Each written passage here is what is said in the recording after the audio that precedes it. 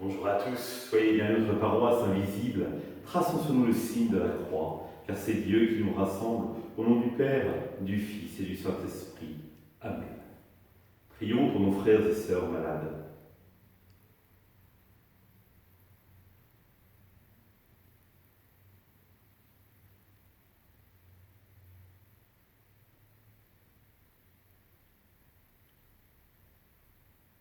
Prions pour les soignants et tous ceux qui œuvrent pour le bien commun.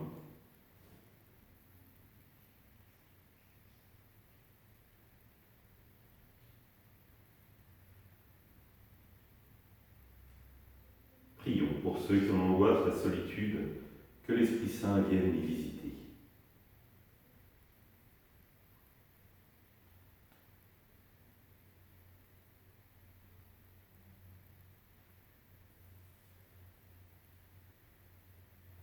Pour manifester notre communion, j'ai maintenant allumé cette bougie au cierge pascal.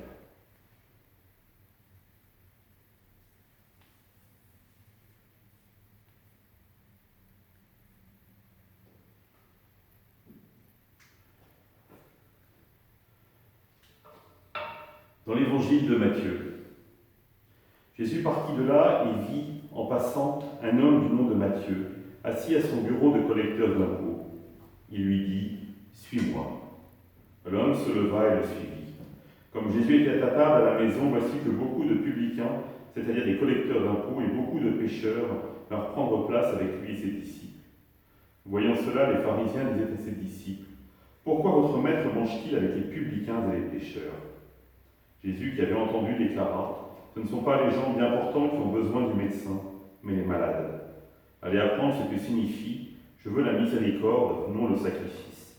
En effet, je ne suis pas venu appeler les justes, mais les pécheurs. »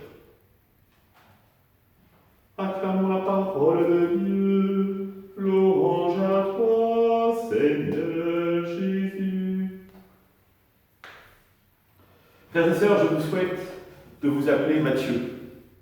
Pourquoi?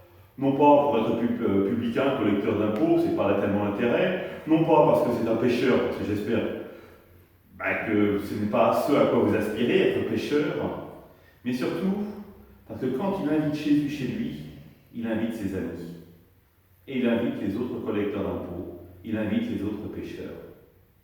Si bien que Jésus peut rencontrer ces personnes et parler à leur cœur.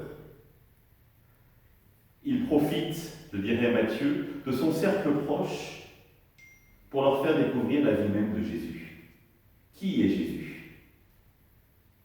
Sans le savoir, parce qu'au départ je pense que tel n'est pas dans son intention, déjà il devient témoin. Il n'a pas fait encore l'expérience du Christ sauveur, mais en permettant aux autres de le rencontrer, il leur permet de vivre cette expérience extraordinaire, pour ne pas dire décisive, du salut de Dieu, de l'appel de Dieu au cœur de leur vie, pour changer de vie, pour accepter l'amour de Dieu.